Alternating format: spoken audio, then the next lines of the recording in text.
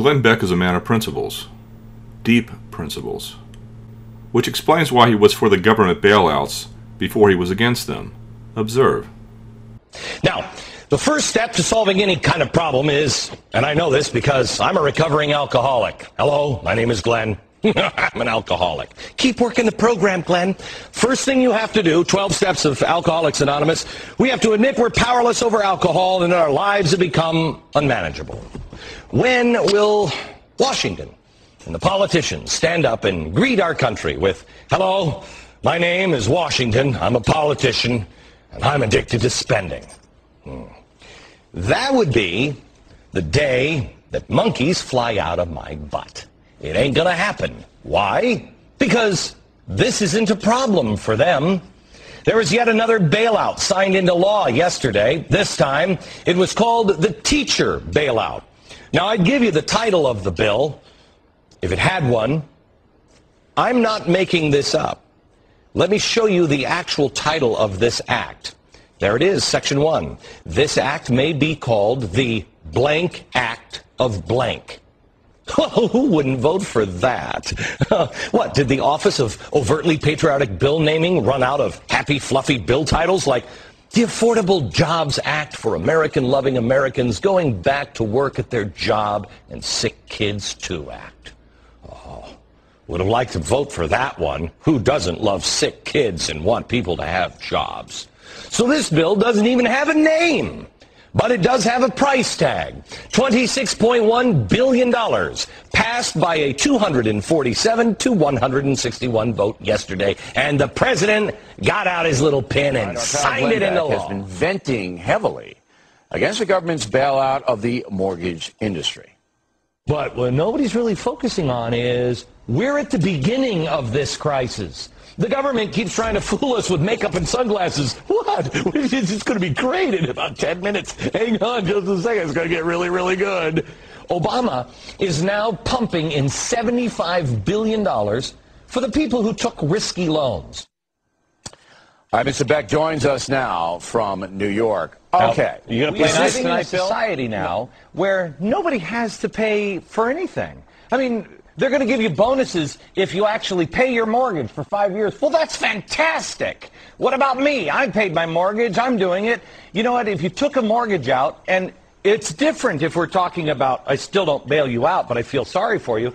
If you lost your job or you have a catastrophic thing happen in your family and you can't make your payment, I understand that. And that's what your church or community or your family is for. And I really do. I mean, I'm a guy who barely could pay my rent of $695 just 7 years ago. I'm not wildly successful like Bill O'Reilly for all these years. So, and there's a good reason for that. See, now that's just out and out hostile. So here's the thing.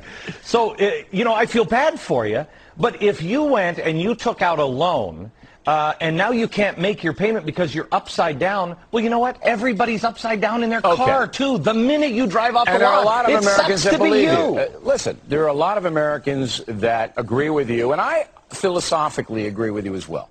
I think that Americans' personal responsibility made the country great, and we're getting away from it, and we have to get back to it. So you and I are simpatico. Do you know what that means? We are building bridges to each other. So we're right simpatico on that issue. However, one of the dangers to all of us, and most Americans are responsible, as Carl Rowe pointed out, 91% of homeowners do pay their mortgage on time and are responsible. The danger to the 91% of us who are responsible is that if the financial system, the banking system collapses in this country, all right, if that were to happen, we would all be gravely damaged in many, many ways. So it looks like what the Obama administration is trying to do is say, look, we're going to try to stabilize this whole thing, yes, by giving irresponsible people a break.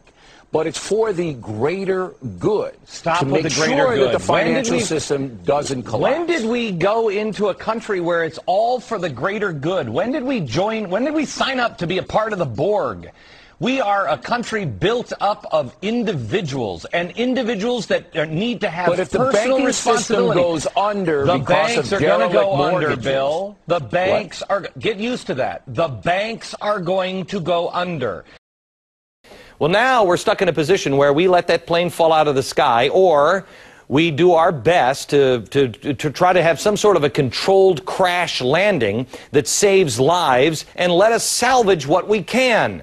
I mean, there are 350 million people on this plane.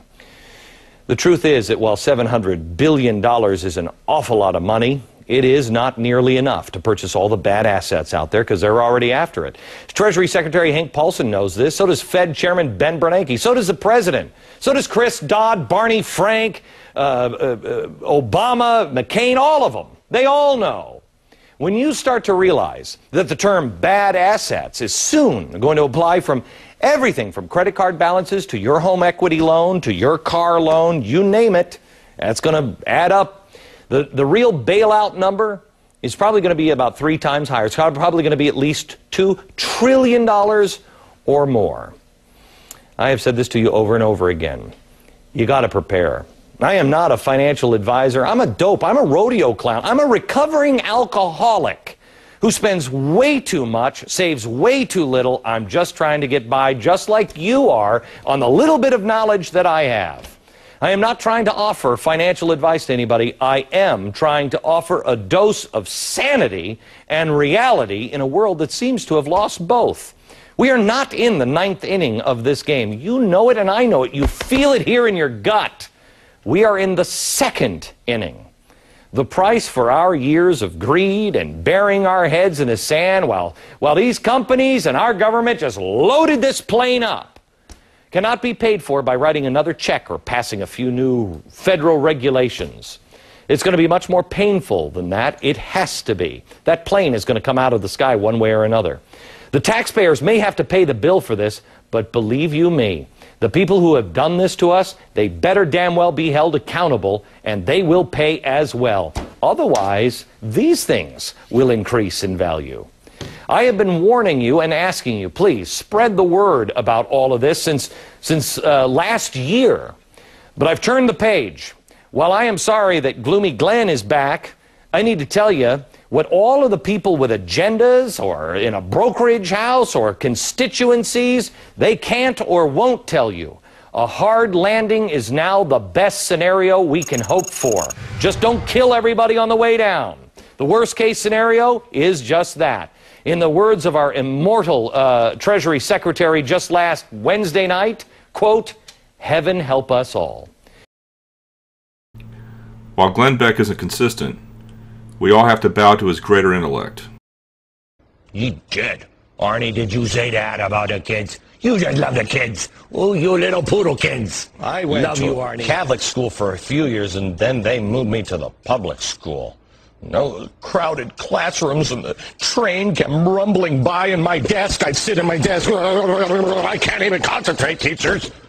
So I don't know.